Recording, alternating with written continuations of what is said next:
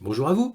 Comme d'habitude, si cette vidéo vous a plu, un petit pouce, un abonnement, éventuellement un petit don, lien dans la description, cela me permet de publier régulièrement. Aussi, n'hésitez pas à partager mes vidéos afin que cette chaîne soit mieux connue. Merci à tous pour tout cela. Donc là, c'est le point sur l'Ukraine du 26 avril 2025. Et qu'est-ce qu'on apprend? On apprend que le futur chancelier Merz veut envoyer des Taurus en Ukraine, ça on le savait déjà, mais plus précisément, il veut les utiliser pour détruire le pont de Kertch, aussi appelé le pont de Crimée. Et un de ses généraux a dit qu'il en faudrait une vingtaine pour détruire durablement le pont de Crimée. Comme ça, cela mettrait des mois et des mois aux Russes pour le réparer. Bon, bref, en tous les cas, tout ça est complètement ridicule, évidemment. Alors, est-ce que Merz va vraiment tenir sa parole en fournissant des missiles Taurus à l'Ukraine? Ça reste à voir. Et est-ce qu'ils vont vraiment utiliser des missiles Taurus contre le pont de Kertch? Ça reste à voir aussi. Je vous rappelle qu'il y a 1 an et demi, 2 ans à peu près, l'état-major allemand avait été pris la main dans le sac, piraté par les services de renseignement russes, comme quoi déjà à l'époque, ils étaient très sérieux pour envoyer une vingtaine de Storm Shadow sur le pont de Kertch. Et au final, alors est-ce que ça est parce que ça a été rendu public par les Russes ou non, mais au final, cela ne s'était pas fait. Ils avaient fait marche arrière. Alors bon, du fait que ça a été un énorme scandale en Allemagne quant à quant au manque de sécurité des services allemands, mais bon, bref, en tous les cas, ça a été la honte pour l'Allemagne et ce projet-là n'a jamais tenu dans le temps. Bon, est-ce que ça va faire pareil avec les missiles Taurus? Nous verrons bien. En tous les cas, même si cela se fait, qu'il y ait des missiles Taurus qui prévoient de bombarder le pont de Kertch, à mon avis, ça prendrait des mois, je pense, sans compter tous les problèmes diplomatiques qu'il faudra surmonter au préalable. Mais bon, bref, vraiment, je ne pense pas qu'ils iront jusque-là. Encore une fois, si vraiment ils sont obstinés et qu'ils sont fous à ce point-là, cela prendrait, je pense, des mois et il est possible que la guerre soit terminée entre-temps. Encore une fois, là, on n'est que dans des supputations en l'air. Bon, bref, nous verrons bien. Mais, conclusion de cette affaire, c'est qu'on a une Allemagne qui est complètement à fond contre la Russie et veut complètement aider l'Ukraine, à l'image des Britanniques et même à l'image de la France. Donc là, on a un trio qui se complète parfaitement, ce qui n'était pas le cas quand Scholz décidait un petit peu de tout. Scholz, ça y est, il est déjà mis à la marge, et la prudence de Scholz va être très vite balayée, parce que je pense qu'avec Merz, il y aura une synergie avec le belliqueux Starmer et le belliqueux Macron. Donc ça va être trois belliqueux ensemble. Je pense qu'il y aura un effet de groupe absolument terrible. Nous verrons bien.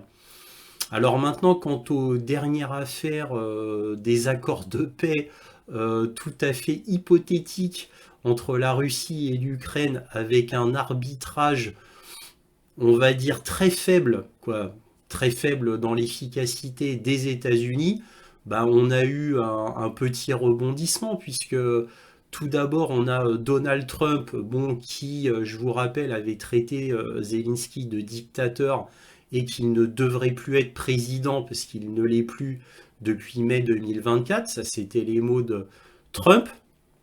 Et en plus, il avait dit là dernièrement que vraiment Zelensky ne jouait pas le jeu.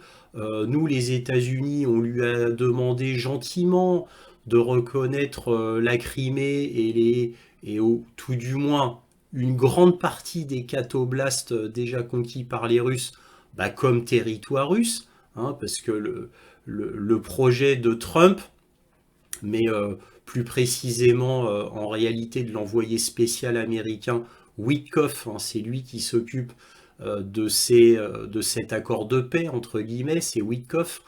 Donc Witkoff, lui, il avait dit à Trump, bon bah, ce serait bien qu'on gèle la ligne de front, que la ligne de front, là, on n'y touche plus, et que bon bah, ce qui a déjà été pris par les Russes reste russe, mais par contre le reste, les petits morceaux des 4 oblasts qui sont encore sous contrôle ukrainien restent ukrainiens, et par contre la Crimée, elle, restera complètement russe. Ça, c'est ce qu'a proposé Witkoff. Trump, il a dit d'accord, et c'est ce qui a été proposé à la Russie.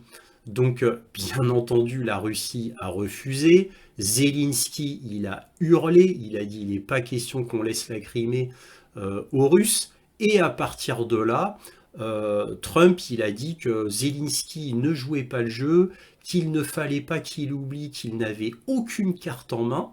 Il ne fallait pas que Zelensky oublie ça. Ensuite, il y a eu le bombardement russe qui a fait des morts civiles et des blessés civils en Ukraine. Et là, Trump, il a dit ah non, je dis stop à la Russie, faut que la Russie arrête aussi. Moi, j'en ai assez qu'il y ait des morts de part et d'autre. Donc, il signale les morts russes et les morts ukrainiens. Il dit non, faut que cela s'arrête. Et voilà, c'est tout. Et il s'arrête là. Alors, bon, Trump, il est bien gentil de vouloir un accord de paix le plus rapidement possible, uniquement pour ne pas perdre la face, puisque évidemment, on en est là. Mais en attendant, il finance toujours l'Ukraine. En attendant, il arme toujours l'Ukraine. Et pourtant, Vladimir Poutine avait bien spécifié à Witkoff quelles étaient les demandes russes. Witkoff a-t-il bien passé le message à Trump? Je ne le sais pas. S'il a bien passé le message à Trump, Trump bah, n'en a fait qu'à sa tête comme d'habitude, c'est-à-dire il écoute d'une oreille distraite les demandes russes et d'une oreille distraite les demandes de l'Ukraine, c'est-à-dire de Zelensky. Et au final, l'accord de paix qu'il donne, bah, comme quand même, bon, Trump, lui, il voit la Russie comme un ennemi quand même, et l'Ukraine officiellement comme un ami, mais il veut régler le problème très très très vite. Alors il fait des concessions à l'un, il en fait à l'autre, mais pas complètement. Donc évidemment, il veut ménager la chèvre et le chou en pensant que la Russie et l'Ukraine sont deux entités complètement stupides et idiotes et que l'aura sacrée, l'aura divine même des États-Unis suffirait via la voix de Trump à faire accepter les desiderata des États-Unis, parce qu'au final on en est là, puisque à chaque fois que Trump propose un accord de paix, évidemment il est complètement tronqué et va complètement à l'encontre de ce que veut Poutine et Zelensky. Donc ça ne peut pas marcher. Et bon, et en plus, la Russie est victorieuse sur le terrain. Donc la Russie, l'aura de divinité, de surpuissance magique des États-Unis, ça marchait quand la Russie était très faible et les États-Unis effectivement tout puissants. Mais maintenant, c'est fini. Les États-Unis sont en plein effondrement. Les États-Unis n'ont plus leur mot à dire comme avant. Avant, il suffisait qu'ils ordonnent et tout le monde filait droit. Entre guillemets, bien sûr, hein. Pas complètement, mais entre guillemets. Mais là, maintenant, c'est terminé. Tout le monde est au courant de l'état réel des États-Unis, militaire, économique et même, j'ai envie de vous dire, diplomatique. On sait qu'ils sont pieds et poings liés. On sait qu'ils ont d'autres lièvres à courir beaucoup plus importants comme la protection d'Israël, la peut-être future guerre avec l'Iran et la peut-être future guerre avec la Chine. Et ça, ce sont les intérêts américains qui sont véritablement en jeu pour les États-Unis. Israël pour le Moyen-Orient, Taïwan concernant la Chine.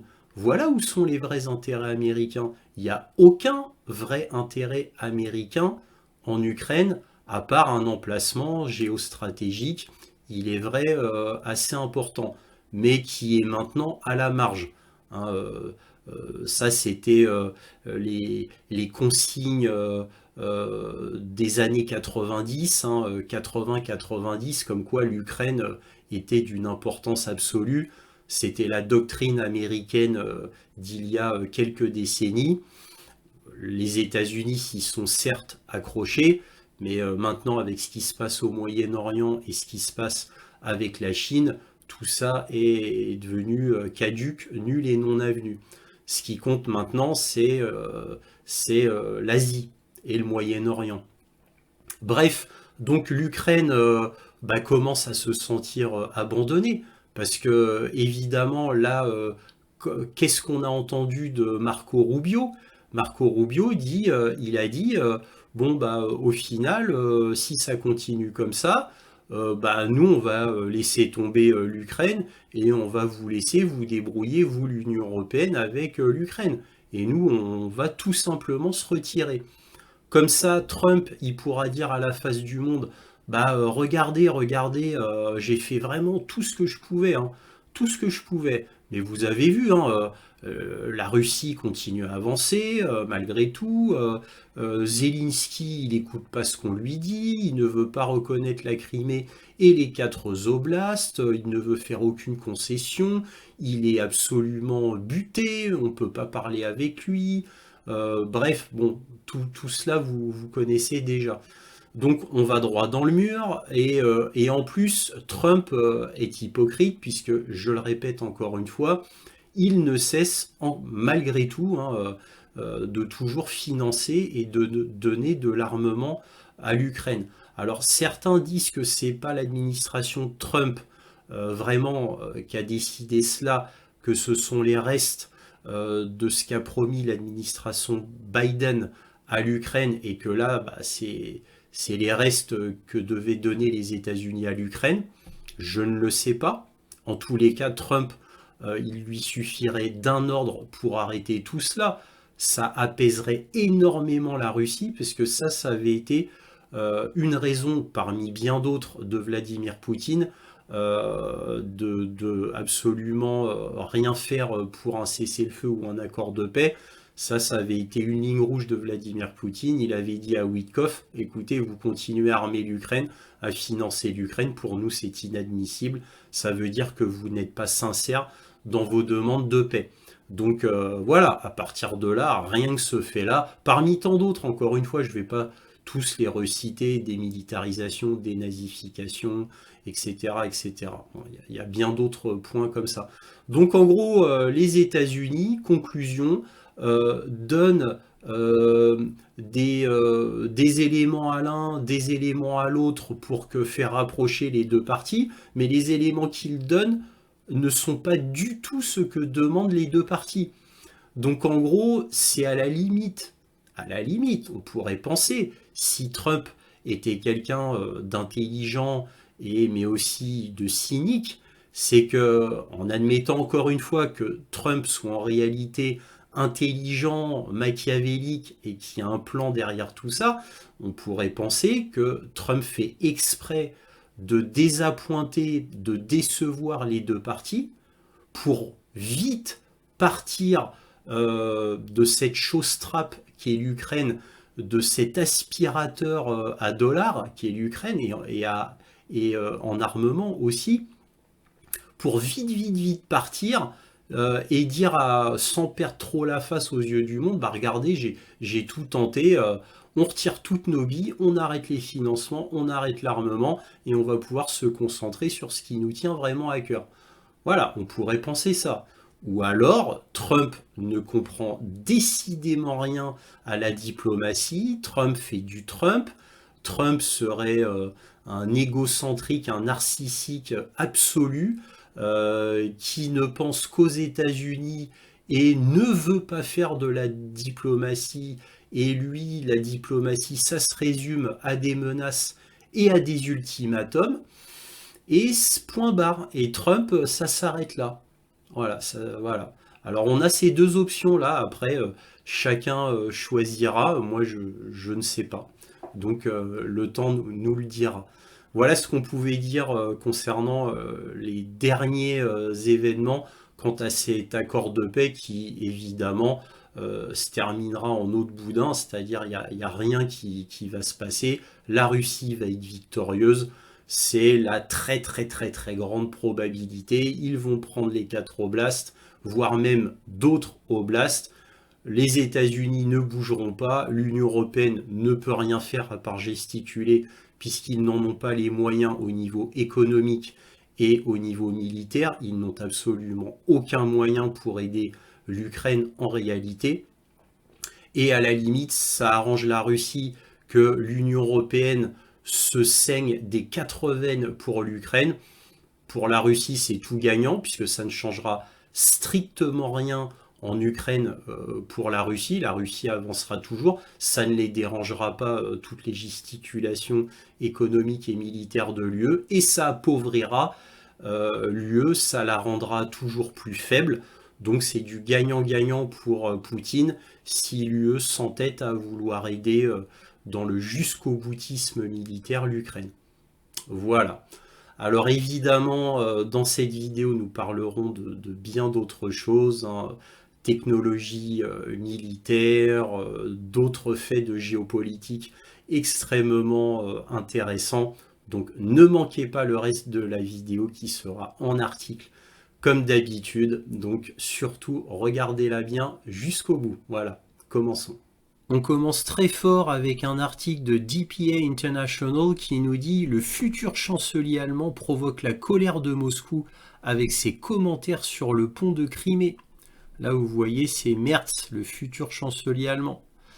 Et là, il nous dit « Le nouveau chancelier allemand Friedrich Merz a suscité de vives critiques de la part de Moscou en suggérant que la destruction du pont russe menant à la péninsule ukrainienne annexée de Crimée pourrait aider l'effort de guerre de Kiev. Les réfléchis-y à 2 fois nazis, écrit l'ancien président russe Dimitri Medvedev sur X lundi.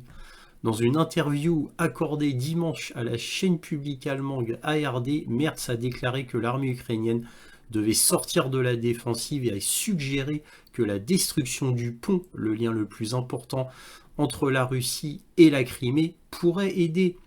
Merz a également réitéré son ouverture de longue date à l'envoi de missiles de croisière longue portée Taurus en Ukraine et il compte utiliser les Taurus justement pour détruire le pont de Crimée et un général allemand a même estimé qu'il faudrait envoyer une vingtaine de Taurus sur un point du pont de Crimée pour qu'il soit durablement détruit et que les Russes mettent très longtemps à le reconstruire. Bon, bah, la folie de Merz, hein, comme d'habitude, hein, lui c'est un russophobe au dernier degré, exactement comme la Kaja Kallas de l'Union européenne, qui se ressemblent, s'assemblent. Alors maintenant, voici les dernières évolutions du plan de paix porté par les Américains concernant la Russie et l'Ukraine. Là, ici, via le Washington Post qui nous dit « L'Ukraine défie la pression américaine alors que Trump accuse Zelensky de se vanter. L'Ukraine insiste sur un cessez-le-feu complet afin de négocier avec la Russie alors que les responsables américains, espérant une solution rapide, se sont retirés des négociations de Londres. » Ça sent l'abandon. Eh oui. Le président Donald Trump et le vice-président J.D. Vance ont insisté mercredi sur le fait que l'Ukraine devait faire des concessions pour assurer la paix, c'est-à-dire reconnaître la Crimée et les 4 oblasts conquis par les Russes comme territoire russe. Ce qui a incité le président ukrainien Zelensky à riposter et à exiger que la Russie accepte un cessez-le-feu complet avant les négociations. Évidemment, cette exigence est complètement farfelue, sachant que tout le monde est d'accord que, bien évidemment, la Russie ne peut pas accepter cela. Trump a accusé mercredi Zelensky de se vanter après que le dirigeant ukrainien a déclaré la veille aux journalistes que Kiev ne reconnaîtrait jamais la Crimée comme territoire russe. Il peut faire la paix, ou se battre encore 3 ans avant de perdre tout le pays, a écrit Trump sur Truth Social. Nous sommes très proches d'un accord, ce qui est complètement faux, ça c'est du Trump. Mais celui qui n'a plus de cartes à jouer, c'est-à-dire Zelensky, devrait enfin, maintenant, le faire. La publication de Trump est intervenue peu de temps après que Vance a averti que la Maison-Blanche pourrait se retirer de son propre accord de paix si des progrès n'étaient pas réalisés rapidement. Donc évidemment, là c'est une menace claire et nette d'abandon total des États-Unis. La semaine dernière, des responsables américains ont présenté une proposition qui incluait apparemment de laisser à la Russie 20% du territoire ukrainien qu'elle occupe actuellement, tout en refusant à l'Ukraine l'adhésion à l'OTAN et les garanties de sécurité. Alors là, ça veut dire qu'on fige la ligne de front. Là, ça n'inclut pas les 4 oblasts complets. Ça inclut bien les 4 oblasts, mais pas complet, les 20%. Hein, c'est qu'on s'arrête là à la ligne de front. Alors, évidemment, la Russie ne peut pas accepter, puisqu'il est inscrit dans la Constitution que les 4 oblasts pris sont bien des territoires russes. Donc même du côté américain, la demande est inacceptable pour la Russie. Donc inacceptable demande des États-Unis, inacceptable demande de l'Ukraine aux yeux des Russes. Donc évidemment, ça ne peut pas avancer. C'est à se demander si c'est fait exprès d'ailleurs, si c'est pas un plan machiavélique des États-Unis, justement pour que ça échoue. Comme ça, ils pourront dire on a tout essayé, on s'en lave les mains. Nous, on a d'autres priorités. Et d'ailleurs, ils l'ont dit. Vance et Trump l'ont dit, hein, leur priorité c'est pas l'Ukraine, c'est Israël, l'Iran et la Chine, hein, c'est tout. Bref, je continue. Washington a également proposé la reconnaissance par les États-Unis de l'annexion illégale de la Crimée par la Russie, ainsi que la levée éventuelle des sanctions contre Moscou. Donc là, Washington propose que les États-Unis reconnaissent la Crimée comme russe, sans imposer à l'Ukraine de, elle, reconnaître la Crimée comme russe. Ce sera simplement Washington qui reconnaîtra la Crimée comme appartenant à la Russie. C'est important à souligner. Hein. Mais bon, vous notez qu'il y a des demandes inacceptables. Aucune garantie de sécurité pour l'Ukraine, alors que c'était la ligne rouge de Zelensky, et on lui enlève cela, bien entendu. Et pour Moscou, on leur enlèverait les sanctions. Voilà.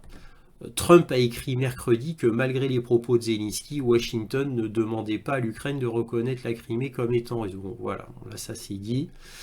Des responsables européens qui devaient rencontrer une délégation ukrainienne de haut niveau à Londres ont dû déclasser leurs pourparlers, ainsi que de hauts responsables américains qui ont brusquement annulé leurs intentions d'y assister. Voilà, donc en fait, la délégation américaine qui devait être à Londres pour les pourparlers de paix, eh bien, se sont désistés. Rubio devait se rendre à Londres mardi soir. Steve Witkoff, envoyé spécial et proche allié de Trump, qui joue un rôle central dans les efforts de la Maison-Blanche pour négocier la fin de la guerre, a également renoncé. Par contre, Witkoff se rendra à Moscou pour des réunions vendredi. Bon, bref, vous voyez que tout ça est ridicule. Le plan de paix de Donald Trump, il est brinque-ballant et incorpore des demandes qui ne peuvent être acceptées ni de Kiev ni de Moscou. Donc c'est ridicule. Encore une fois, je le répète et j'insiste, c'est certainement un plan de paix qui est morné, fait exprès par Washington pour que les États-Unis, sans perdre la face, puissent dire écoutez, regardez, on a tout fait, vous voyez, on a tout essayé. Mais Zelensky et Poutine n'arrivent pas à se mettre d'accord. Ce n'est pas de notre faute. Nous, maintenant, on va pouvoir passer à autre chose. Et à mon avis, c'est exactement ça qui est en train de se passer. C'est ce qu'il y a de plus logique, de cohérent concernant la ligne politique là, de Washington, concernant ce plan de paix qui sinon voudrait dire que Trump fait du Trump et fait un petit peu n'importe quoi et n'écoute pas les desiderata de Moscou ni les desiderata de Kiev et balance des trucs comme ça en espérant que ça fonctionne. Je ne pense pas que Trump soit complètement stupide et ignorant concernant l'Ukraine, donc je le répète une dernière fois, pour moi c'est fait exprès pour Washington. Donc là on a un article du New York Times qui nous dit que Trump dit stop à la Russie après l'attaque meurtrière contre la capitale ukrainienne. Le président Trump a également cherché à détourner la responsabilité en cas d'échec des négociations, signe qu'il est peut-être plus pessimiste quant à un accord qu'il ne l'était lorsqu'il a pris ses fonctions en janvier. Le président Trump a lancé jeudi un appel inhabituellement virulent au président russe Vladimir Poutine, l'appelant à cesser sa campagne de bombardement en Ukraine et à accepter un accord de paix après l'attaque la plus meurtrière contre Kiev depuis près d'un an. Pas nécessaire, et le timing est vraiment mauvais. Vladimir, stop. 5000 soldats meurent chaque semaine. Concluons l'accord de paix, a écrit Trump sur les réseaux sociaux. Voilà.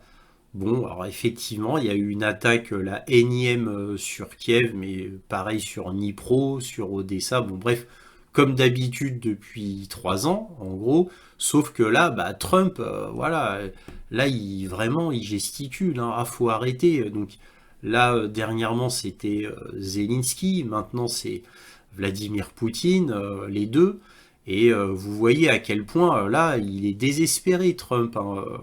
Là, il en vient même à critiquer Vladimir Poutine.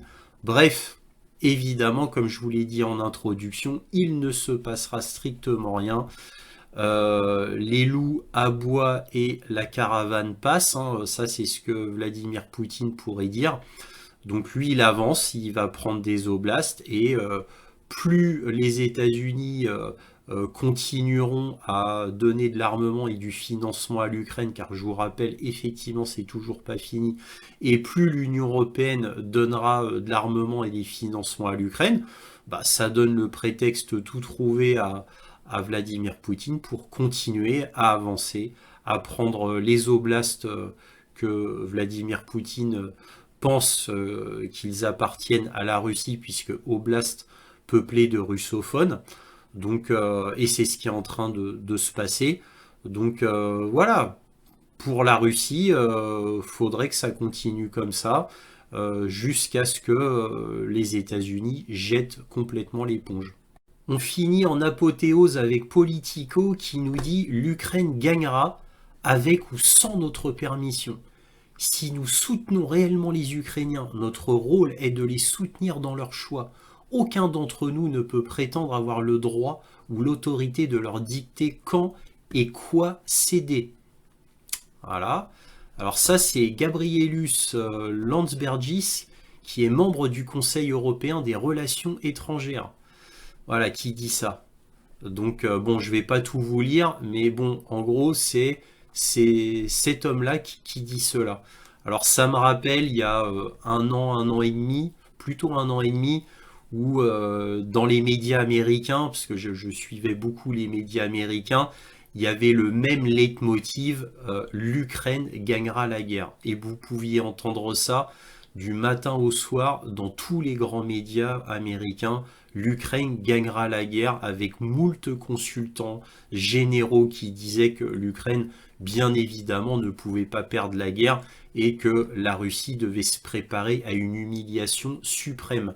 Voilà, c'était un leitmotiv hein, pendant un an et demi. C'était partout dans les grands journaux américains, puis même aussi dans quelques journaux européens, bien sûr. Bon, bref, heureusement, le ridicule ne tue pas. Là, on a le journal russe indépendant Vyoltska qui nous dit « Apparemment, nous nous battrons jusqu'au bout. Le nombre de personnes souhaitant signer un contrat avec le ministère de la Défense a fortement augmenté à Moscou. Les autorités de la ville prévoient d'augmenter le volume de publicité et de propagande pour le service contractuel dans l'armée. » Vous voyez, là au moins les termes sont clairs. Voilà, publicité et propagande. On dit les choses clairement. Alors là, ce journal indépendant russe, Vyazta, vraiment là ne parle que de Moscou. Là, hein. Et là, qu'est-ce qu'on apprend? Chaque jour, plus d'une centaine de personnes quittent Moscou pour la guerre. Le taux de recrutement de nouveaux soldats sous contrat à Moscou au cours de la première semaine d'avril a battu des records pour des périodes similaires des 3 mois précédents, a découvert Vyotska. Du 1er au 10 avril, donc là c'est intéressant, du 1er au 10 avril, ils vont du plus récent au moins récent. 993 personnes ont signé des contrats avec le ministère de la Défense via le centre de recrutement de la rue Yablochkova. À titre de comparaison, au cours des 10 premiers jours de mars, 499 personnes les ont signés, en février 503 et en janvier 341 personnes. Donc là, comme je vous l'ai dit, ils partent du plus récent au plus vieux. Donc en janvier, il y avait 341 personnes qui ont signé à Moscou. En février, 503. En mars, 499 personnes. Vous voyez? Et en avril, du 1er au 10 avril, même pas du 1er au 30 avril, hein, donc même pas un mois complet. Là, on est au tiers du mois d'avril et il y a déjà 993 personnes qui ont signé à Moscou, uniquement à Moscou. Bon, j'ai trouvé ça très intéressant de souligner que Moscou n'est vraiment pas en reste par rapport à d'autres régions de Russie. J'ai vu aussi un autre tableau qui est très intéressant. Et là, ça vous montre le tableau, toujours à Moscou, de qui s'est enregistré là entre le janvier, donc entre janvier et le 10 avril. Donc janvier, février, mars, avril. Et là, vous voyez exactement qui donne une tendance clairement à la hausse. Alors chaque ligne violette que vous voyez, c'est le nombre d'inscrits par jour à Moscou. Là, il y a eu un pic, là, il y a eu 153 personnes qui se sont inscrites à Moscou. Là, vous voyez, c'est le nombre de personnes qui s'inscrivent par jour. Donc 150, 150. Vous voyez? Bon, bref, graphique très intéressant. Là maintenant, on va voir Janis Kludge, un tweet qu'il a fait. C'est un analyste allemand et qui a fait des mesures très intéressantes dans 37 régions russes quant aux inscriptions pour aller sur le front en Ukraine. Là, il dit que les inscriptions sont très élevées parce que, évidemment, il y a un haut salaire, mais aussi une spéculation au sein des inscrits comme quoi la guerre va bientôt se terminer. Donc ça, c'est une motivation. Donc là, il dit qu'il y a plus de 1000 hommes qui joignent les services militaires russes tous les jours. Donc plusieurs rapports indépendants de Russie montrent qu'il y a eu des inscriptions très élevées. Donc mes analyses sur 37 régions semblent le confirmer. Donc là, vous voyez son graphique sur 37 régions russes quant au niveau de recrutement dans l'armée russe des volontaires. Là, c'est dans 37 régions. Et là, il a extrapolé sur la Russie dans son entièreté. Donc là, vous voyez le nombre d'inscrits dans toute la Russie d'après Janis Kludge. Donc là, par exemple, en avril, il y aurait environ 1400 personnes recrutées par jour par la Russie. Donc c'est beaucoup, hein. Si vous faites 1400 multiplié par 30, ça vous donne le nombre d'inscrits dans le service militaire russe par mois. Donc c'est très intéressant. Bon, même si bien sûr il faut compter un peu moins, même si c'est plutôt 1000, ça ferait quand même 30 000 personnes par mois, au minimum. Donc c'était très intéressant et ça complète bien ce qu'on a vu précédemment dans le graphique. Et là, un article de Ukrainska Pravda, donc le grand journal ukrainien, qui, à contrario, dit moins de 500 personnes ont signé des contrats dans le cadre du programme 18-24 ans jusqu'à présent. Alors, ce programme 18-24 ans, il a été lancé par Zelensky lui-même pour recruter tous les jeunes qui veulent bien s'enrôler dans l'armée. Et là, vous voyez ce programme, au 12 avril, il a recruté moins de 500 personnes, ce qui est absolument ridicule entre nous, hein. Actuellement, le nombre de personnes ayant signé des contrats pour rejoindre les forces de défense dans le cadre du programme 18-24 ans est inférieur à 500. Pavel Palissa, chef adjoint du bureau présidentiel. J'aimerais que le nombre soit plus élevé, parce qu'il peut aller jusqu'à 500 personnes, même s'il y a eu beaucoup de candidatures. Nous étudions et enquêtons encore sur les raisons qui ont influencé sur le fait que la personne a accepté verbalement, mais n'est pas parvenue à signer le contrat. Alors là, ils disent quelque part, les parents influencent. Quelque part, ils pensent, bientôt il y aura la paix, l'amitié, les tomates ici. Oui, bon, après l'amitié, c'est échange de tomates fermentées dans des pots. Bon, c'est très classique en Russie et en Ukraine, hein. Donc, ce n'est pas nécessaire de faire la guerre. Donc, voilà, il y a différentes raisons. Nous analysons ces questions afin de tirer des conclusions. Donc, vous voyez, bon, même Ukrainska Pravda dit qu'au niveau recrutement, bah, en Ukraine, bah, c'est pas trop ça. Évidemment qu'il n'y a pas de motivation, ils savent qu'ils vont perdre la guerre et ils savent qu'ils vont vers le meat grinder, c'est-à-dire être chair à canon. Donc bien évidemment, comment voulez-vous qu'un jeune de 18-24 ans qui a toute la vie devant lui veuille aller se faire tuer quasiment à coup sûr devant des troupes russes? C'est absolument absurde. Donc en réalité, nul étonnement. Alors là, cet article est très important, c'est à la limite un scoop du Spiegel qui nous dit les systèmes d'armes allemands ne semblent que partiellement capables de faire la guerre. Le gouvernement ukrainien a toujours exigé du matériel militaire allemand. Cependant, selon un attaché militaire allemand, les soldats au front rencontrent des difficultés flagrantes avec les systèmes d'armes fournis. Alors c'est bien parce que moi, je n'ai vu que 3 articles de grands médias. Donc là, le dernier, le Spiegel, et j'en avais vu un du Washington Post et du New York Times qui parlaient des problèmes rencontrés par les soldats ukrainiens avec le matériel de l'OTAN, et en particulier des patriotes, de l'obusier César et des HIMARS. Mais là, c'est autre chose. Donc là, on a un nouvel article absolument exceptionnel, cette fois qui se concentre sur les armes allemandes. Donc que lit-on? Armes antiaériennes, chars, artillerie.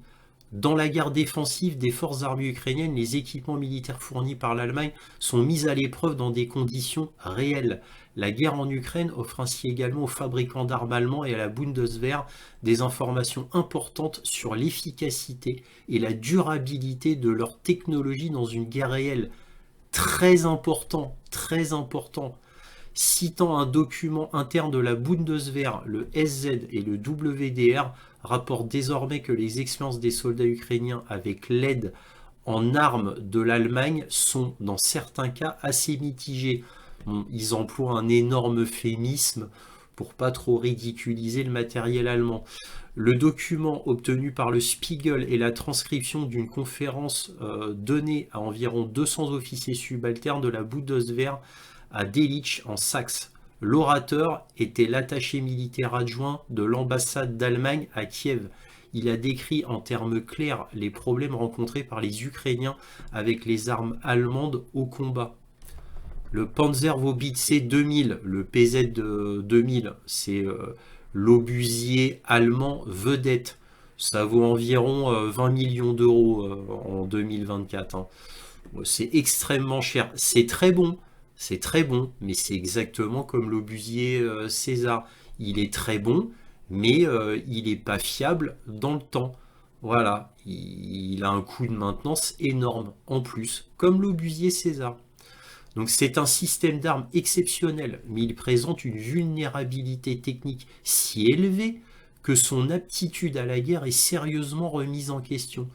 Bref, on peut dire strictement la même chose de l'obusier César. Là, ce qu'on vient de lire, je l'ai déjà dit à moult et moult reprises dans les points sur l'Ukraine.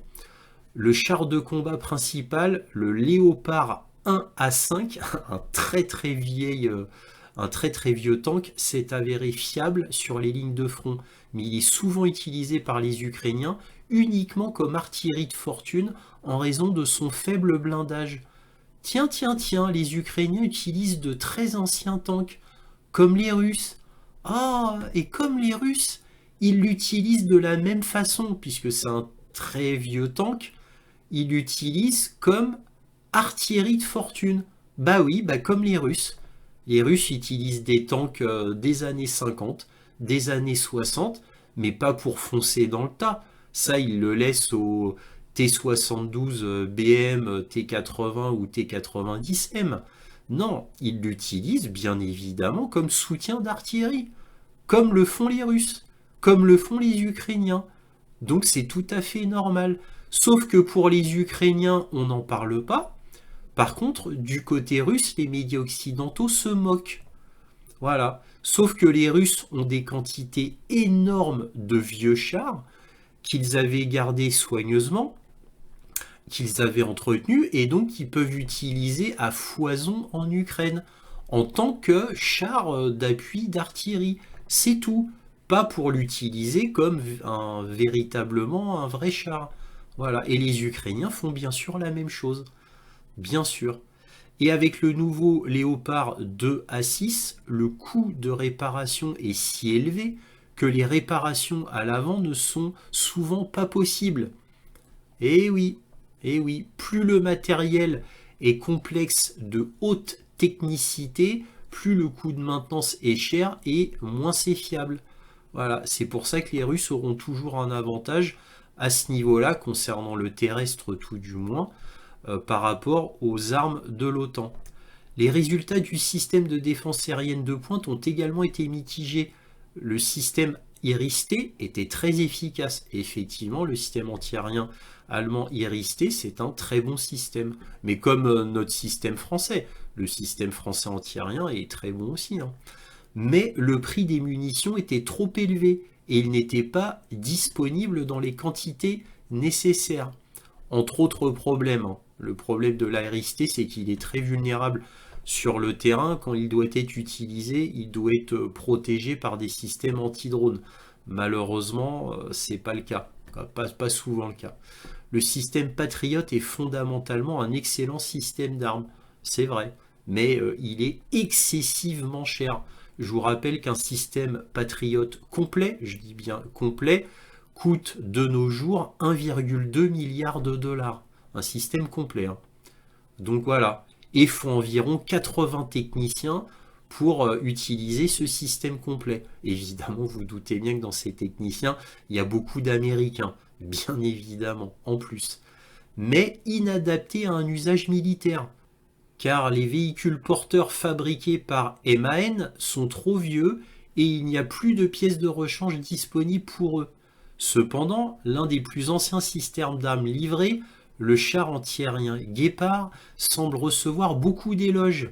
Tiens, un ancien système, le char antiaérien Guépard, lui, il a beaucoup d'éloges. Selon le journal, du point de vue de l'Ukraine, les Cheetah sont le système d'armes le plus populaire, le plus efficace et le plus fiable. Alors qu'il est ancien. Tiens, tiens, tiens. La Bundeswehr avait déjà mis hors service le char antiaérien avant le début de la guerre en Ukraine. Les systèmes mis en veille ont été réactivés pour les livraisons et d'autres ont été achetés à l'étranger. Donc vous voyez, là regardez, le système Patriot a des véhicules porteurs bien trop vieux, pas de pièces de rechange. Bah, pourquoi vous allez me dire? Bah, pour les Américains, c'était pas grave quand il y avait une logistique parfaite. Ce qui compte, c'est le système Patriot, c'est pas les véhicules porteurs. Donc eux, peu importe qu'ils soient trop vieux, ces systèmes porteurs, puisqu'ils ont la logistique. C'est comme ça qu'ils pensent dans leur tête. Oui, mais il n'y a plus la logistique qui est bien huilée et parfaite, ben, le système Patriot dans son entièreté devient problématique. Les Américains auraient dû penser à tout quant au système Patriot de A à Z. Et là, on apprend des choses très intéressantes concernant le système Patriot.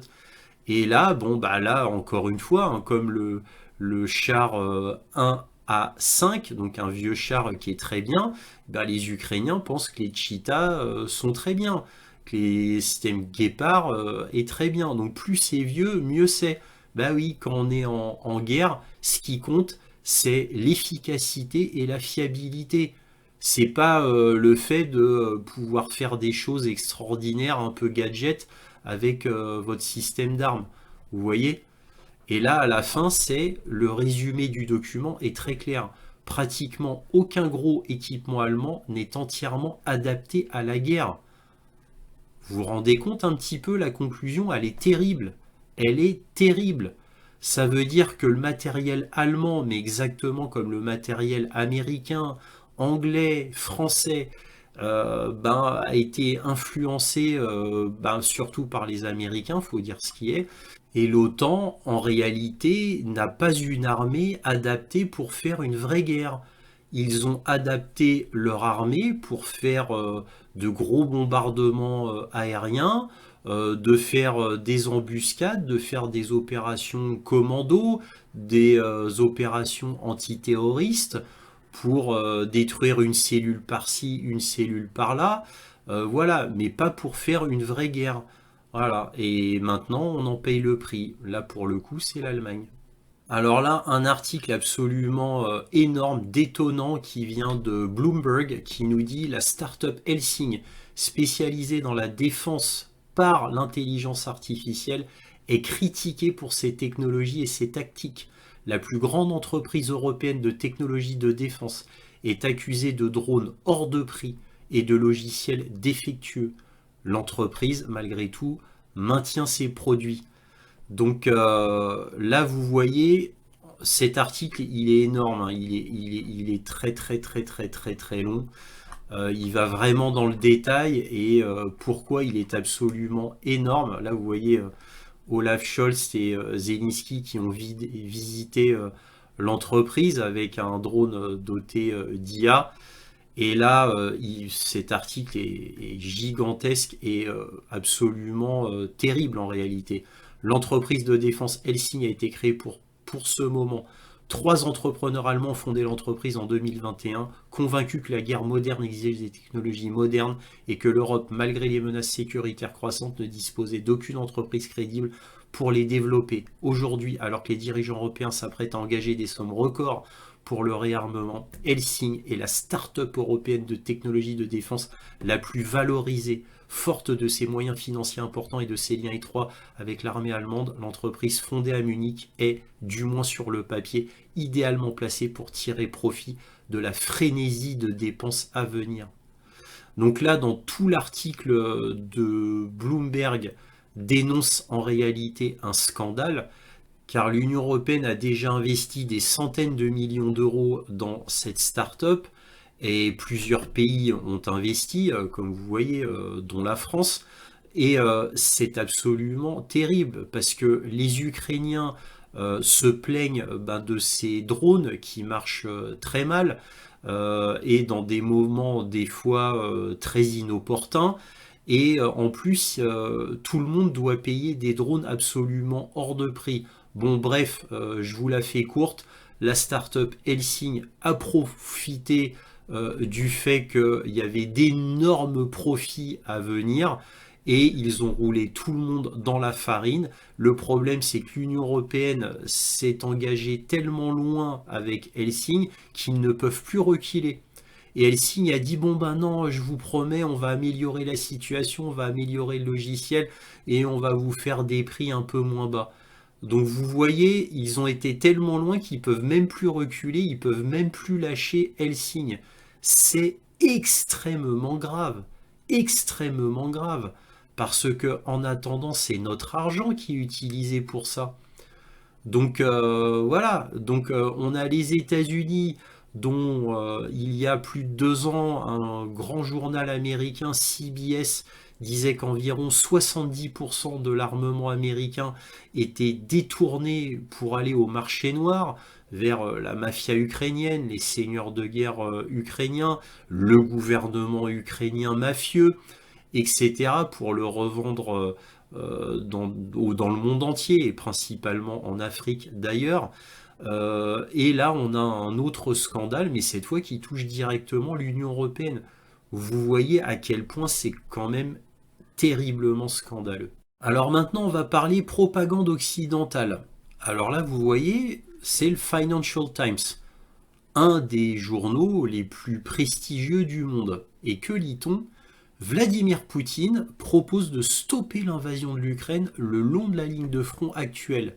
Les États-Unis envisagent de reconnaître l'annexion de la Crimée par la Russie alors que les efforts du plan de paix se poursuivent. Vous notez le gros titre.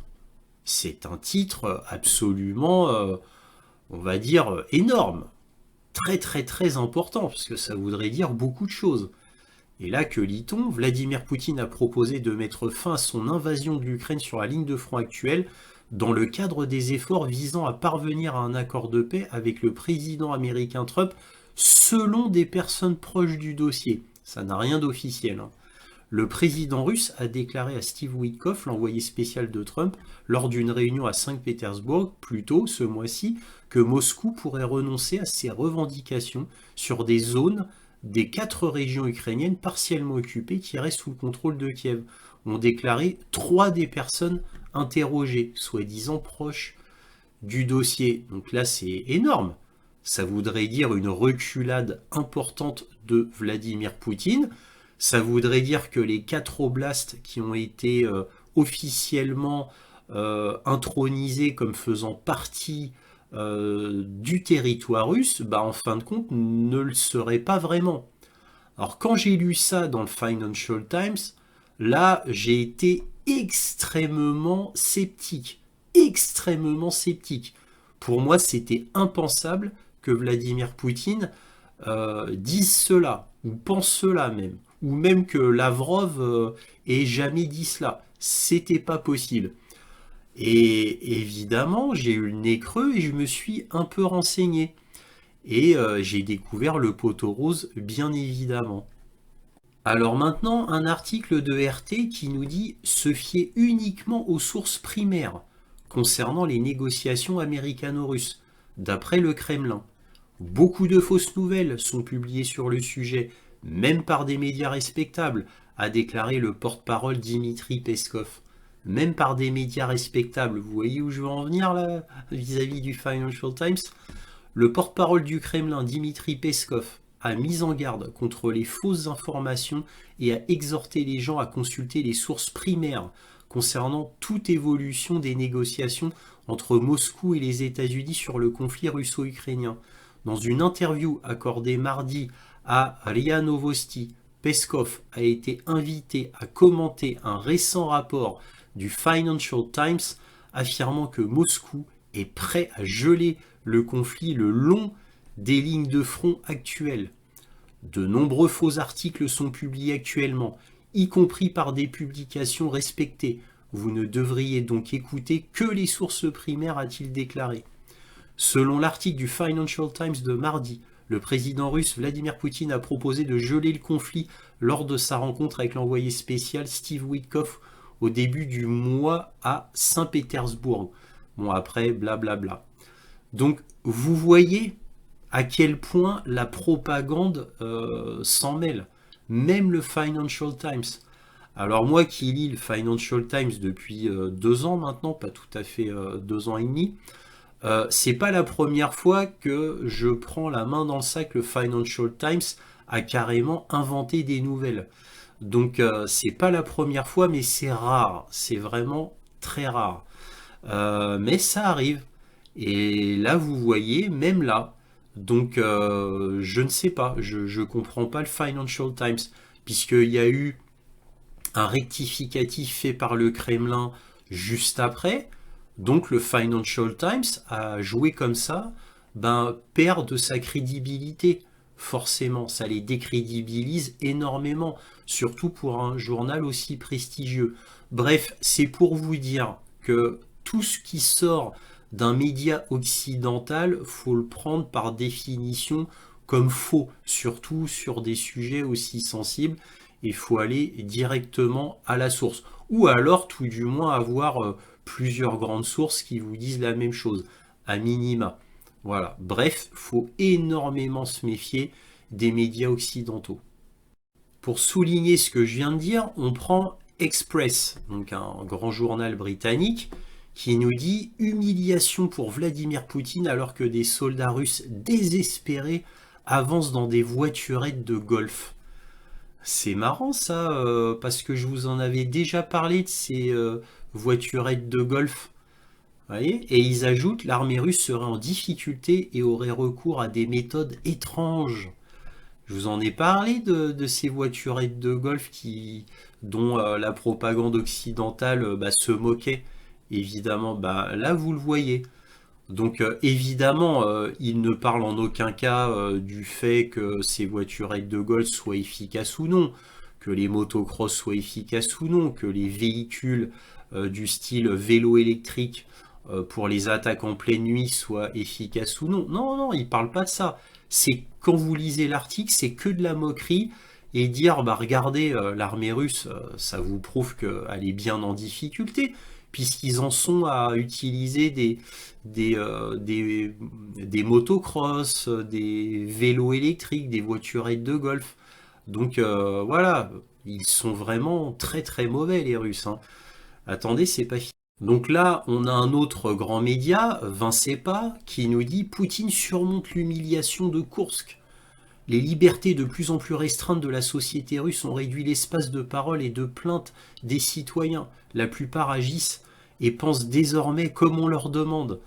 Ah ouais, la société russe, c'est que des gens opprimés qui détestent Poutine, mais ils sont obligés parce qu'ils sont tous en prison, ou alors ils sont envoyés, ceux qui se plaignent sont envoyés dans des goulags.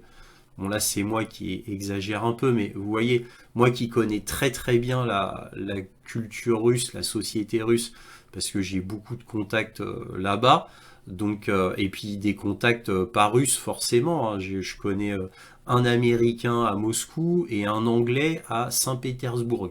Donc bref, bon c'est complètement ridicule bien évidemment, mais j'adore l'inversion accusatoire. Donc l'humiliation de Koursk, qui a été humilié à Koursk? C'est Kiev. Ils ont fait une action complètement stupide dans Koursk, hein, une charge de cavalerie qui n'avait aucune raison d'être, qui était absurde militairement. Ils se sont fait écraser. Et la Russie a repris Koursk, presque dans son entièreté. Qui a été humilié? Qui a subi des pertes gigantesques à Koursk en hommes et en matériel? Qui? C'est l'Ukraine. Donc surmonter, c'est Kiev qui devrait surmonter son humiliation. Sauf qu'elle ne le surmontera jamais puisqu'elle s'est fait écraser et qu'elle continue de se faire écraser. Vous voyez? Propagande, propagande. Alors ici, en dernière nouvelle, on a un général russe tué à Moscou. En fait, il n'a pas été tué à Moscou, mais dans une ville très proche de Moscou qui s'appelle Balachika, le jour d'une rencontre entre Poutine et un émissaire de Trump. Alors, bon, évidemment, la Russie accuse Kiev. Kiev n'a pas revendiqué ce crime, mais tout le monde sait qu'évidemment, c'est le SBU qui est derrière, donc le gouvernement de Kiev, comme d'habitude. Kiev a déjà perpétré plusieurs attentats de ce genre qui ont tué des hauts gradés, ce n'est pas la première fois, ça continue, donc un acte terroriste, c'est ce qu'on appelle du terrorisme d'État. L'Ukraine a l'habitude de faire ce genre de choses. Le premier attentat terroriste de ce genre avait été perpétré contre Dalia Dugina, souvenez-vous. Un crime complètement odieux, bien évidemment. Elle n'avait en plus rien à voir avec la guerre en Ukraine. Mais bon, bref, donc les attentats terroristes de Kiev continuent. Est-ce que vous pensez que les médias occidentaux disent que c'est un attentat terroriste? Bien sûr que non.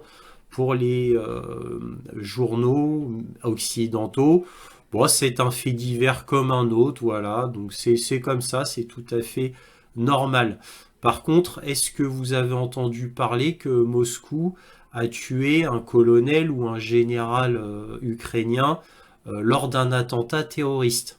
Non. Et oui, donc c'est là que vous voyez qui est le pays voyou, terroriste, et qui est le pays normal. Vous voyez ce que je veux dire? Donc c'est pareil, hein, les avancées dans la ville de Belgorod, Koursk, qui ne ciblent que des cibles civiles et uniquement des cibles civiles, et revendiquées comme telles par Kiev officiellement afin que, et là je cite, la Russie puisse ressentir les affres de la guerre dans leur pays, en faisant un mélange évidemment entre actes terroristes et actes de guerre. Moscou ne vise que des cibles militaires en Ukraine. Évidemment, il y a toujours des dommages collatéraux, puisque comme je l'ai démontré via un article d'Amnesty International, l'Ukraine utilise massivement sa population comme bouclier humain, donc met des QG militaires, des réunions militaires dans une zone résidentielle, dans un immeuble résidentiel, dans un hôpital, dans une école. Ils ont l'habitude de faire ça depuis 3 ans. Vous notez le deux poids, deux mesures dans les grands médias. Hein, c'est un peu comme Israël et l'Ukraine qui sont considérés dans certains médias comme des démocraties illibérales. Hein, vous notez illibérales, hein, pas des dictatures. Hein. Par contre, la Russie, la Chine sont des dictatures. Voilà. Et l'Ukraine et Israël sont des démocraties illibérales. Vous notez le choix des mots. Donc, ce qui vous prouve que, évidemment, il y a une propagande absolument écœurante, même pourrait-on dire à vomir, et qui n'arrête pas et qui n'arrêtera jamais d'ailleurs. Ici un article de Military Watch Magazine qui nous dit « Le missile de défense aérien russe 40N6 d'une portée de 400 km vient-il d'abattre le chasseur F-16 ukrainien ?» Alors je vous rappelle qu'il y a déjà eu un F-16 qui a été abattu par un système ami, par un missile Patriot. On l'a su grâce à Mariana Bezuglaya, députée ukrainienne de la Rada, et ça a été admis ensuite bien des semaines après par l'Ukraine. Mais il a fallu vraiment que Mariana Bezuglaya pousse pour que ça apparaisse dans les journaux ukrainiens. Bref, donc là on a un deuxième F-16 qui a été abattu. Cette fois il y a un peu plus d'éléments, c'est un peu moins mystérieux. Là, le ministre russe de la Défense a indiqué que les défenses aériennes russes étaient responsables de la destruction de l'appareil. Ces informations ont été corroborées par une déclaration du président ukrainien Volodymyr Zelensky qui, promettant une réponse forte et précise, a laissé entendre que les forces russes étaient responsables de la perte de l'appareil et de la mort de son pilote. Donc deuxième F-16 abattu, premier par un missile Patriot et apparemment le deuxième par un missile 40N6. Les 40N6 sont typiquement lancés par des systèmes antiaériens au sol S-400 et ces frappes peuvent être faites soit par le radar au sol du S-400, soit par l'équivalent AWACS russe, c'est-à-dire un A-50, ou typiquement aussi via un MiG-31 qui est doté d'un radar de surveillance aérien très très puissant. Voilà, donc évidemment on ne sait pas quel radar a été utilisé, mais en tous les cas, apparemment c'est quasi certain que c'est par un 40N6, donc un missile très longue portée lancé par un S-400. Là, on a un article du grand journal ukrainien Strana Ukrainska qui nous dit un coup porté au Dniepr, de nouveaux câbles russes, que signifient les négociations sur l'Ukraine à Paris? Bon, nous on va parler surtout des nouveaux câbles russes, c'est-à-dire les bombes planantes russes, aussi appelées FAB. On va regarder ça, ça nous intéresse puisqu'on parle armement. Et là, que lit-on dans Strana? Là, rappelons que pendant le moratoire, les deux parties s'accusaient mutuellement de le violer. Cependant, depuis le 25 mars, aucune frappe n'a eu lieu sur les principales installations énergétiques, ni en Ukraine, ni en Fédération de Russie. Bon, ça c'est faux, hein, comme je vous l'ai montré sur la carte militaire. En particulier les centrales électriques et les raffineries de pétrole. Les Russes ont une fois de plus modernisé leurs bombes aériennes et ont commencé à utiliser une nouvelle puce de navigation, la Kometa, non seulement dans les CAB, donc les bombes planantes, mais aussi dans les Shahed. aussi appelé Géranium 2, ce qui les rend plus difficiles à supprimer avec la guerre électronique, rapporte l'expert en communication Sergei Belstretsknov. La Russie possède bel et bien une antenne Cometa à 12 éléments, autrement dit, cette antenne est renforcée et protège mieux le signal de navigation par satellite de notre guerre électronique. C'est effectivement le cas, a-t-il déclaré aux médias. Alors c'est marrant, ça, je vous en ai déjà parlé dans la dernière carte militaire où je vous avais parlé justement de ce phénomène où la Russie avait été à un moment donné freinée par les brouillages ukrainiens et qu'ils avaient réussi à trouver la parade et que maintenant ils reprenaient le bombardement massif avec les CAB, les bombes planantes. Donc, et là, c'est dit, c'est confirmé par un grand journal ukrainien. Donc vous voyez, mes sources sont très bonnes. Alors, Z public russe, c'est-à-dire les soldats, vous savez, où il y a marqué Z sur leur véhicule. Bref, donc les soldats russes affirment que la patinoire de Kherson a été attaquée hier par des CAB. L'Ukraine n'a pas confirmé cela. Les Russes affirment que le nouveau Cometa a rendu les frappes CAB plus précises et leur permet de contourner les brouilleurs ukrainiens, faisant des bombes guidées une arme à nouveau largement utilisée sur les lignes de front. C'est exactement ce que je vous avais dit en conclusion de ma carte militaire sur l'Ukraine. Donc tout est confirmé, et ce qui veut dire que mes sources qui sont russes à la base, bon, vous voyez là, sont confirmées par un grand journal ukrainien. Très intéressant à noter. Alors là, comme dernier article, mauvaise nouvelle côté russe, on a Business Insider qui nous dit une énorme explosion a secoué un dépôt de munitions russe. Le Kremlin affirme avoir mal utilisé les explosifs. Une explosion massive s'est produite mardi dans un dépôt de munitions russe. Alors le dépôt de munitions était à 70 km à l'est de Moscou. Le Kremlin a déclaré que l'incident avait été causé par un incendie dû à une mauvaise manipulation d'explosifs.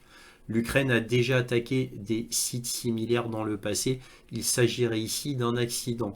L'Ukraine n'a pas revendiqué d'attaque sur ce site qui est de la direction principale des missiles et de l'artillerie, le GRAU. Voilà. Donc vous voyez que c'était très très loin de la frontière ukrainienne, et le site c'est le district de Kielzak dans la région de Vladimir. C'est exactement à l'est de Moscou, à environ 70 km. Donc là, mauvaise nouvelle pour la Russie, et en plus là, suite à une mauvaise manipulation d'explosifs. Comme on dit, c'est ballot. Mais si l'explosion est si énorme que cela, vraiment très importante, eh bien oui, ça pourrait être un coup dur pour la Russie. Ça ne changera rien à la guerre, bien évidemment, mais ça fait quand même des pertes importantes que la Russie devra consolider. Donc quand même un coup dur. Ici un article de DP International qui nous dit que Poutine affirme que la production de drones russes n'est pas suffisante. Et là, il dit, ben voilà, donc notre production n'est pas suffisante, mais au même moment, il annonce avec confiance que tous les plans pour augmenter la production de drones seront bien réalisés.